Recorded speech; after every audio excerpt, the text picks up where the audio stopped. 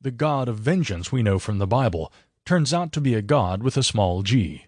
Some characters will be instantly recognizable, while others have been so distorted by latter translations that we will need a little polishing to identify them. Many more questions will be raised as we postulate new theories surrounding our origins, demystifying God and allowing the reader to experience the much bigger picture of possibility. With the help of science and the corroborative evidence from thousands of ancient clay tablets, we are now able to weave together the full story, which I like to refer to as the Great Human Puzzle. Why did it take thousands of years for the slave species to progress from their labor camps in southern Africa to the point about 9,000 years ago, when a wave of sudden civilization spread around the world, from India, the Near East, Europe, and the Americas? This journey will also resolve the many archaeological dilemmas regarding the missing link, which is clearly outlined by our advanced ancestors. We dispel the myth and the dogma that has kept humankind ignorant and fearful for far too long. The advances we have made in genetic engineering will help us understand that just because we can create life, it does not make us God. We dispel archaic myths that belong in the Dark Ages and provide clear-thinking individuals with the information to reach new conclusions. I would like to share with every listener the same incredible sense of discovery that I personally experienced as I unraveled the utter rubbish that I was conditioned to believe through my formative years. As terrible as this new truth may sound, it will be the most liberating experience you will have. Chapter 1. Animal Behavior. Ever since I first became interested in genetics, it has always intrigued me that such an important part of our anatomy, the genome, a molecular structure so refined, should have been created incomplete. Actually, the truth is that the genome was created in abundance, with large parts of the structure that are not being used at all. It is as if the inactive parts of the genome are waiting for some extrinsic factor to switch them on. The question begs, which unimaginable characteristics or super abilities are the dormant parts of the genome not controlling? What human abilities are they hiding? And how has this affected our evolution as a species?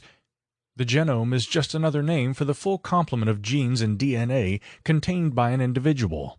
In humans, the genome consists of 23 pairs of chromosomes that contain the entire genetic program for that specific individual, and is located in the nucleus of every cell in our bodies.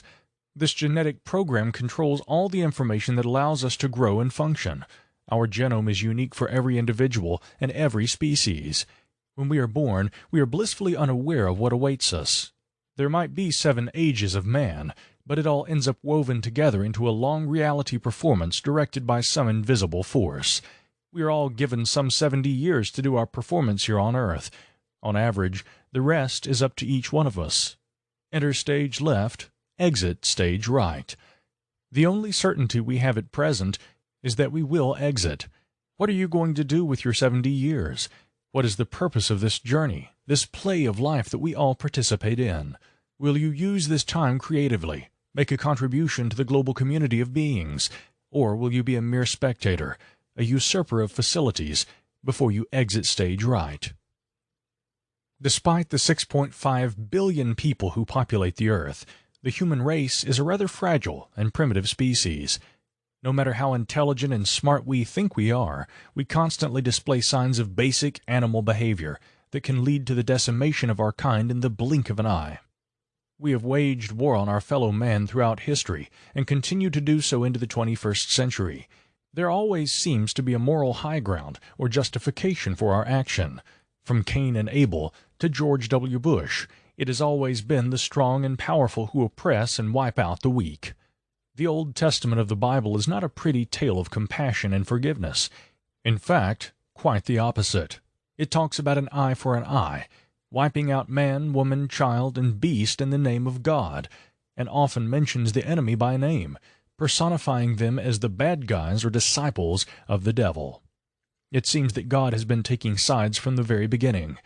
He had his favorites, and then there were the others. I always felt that the God I have been told about should be more impartial and loving. The Bible is filled with prophets and other individuals who for thousands of years had a direct link to God and who on a regular basis received instructions from God to do certain things. When reading the Bible, it is not only deemed normal,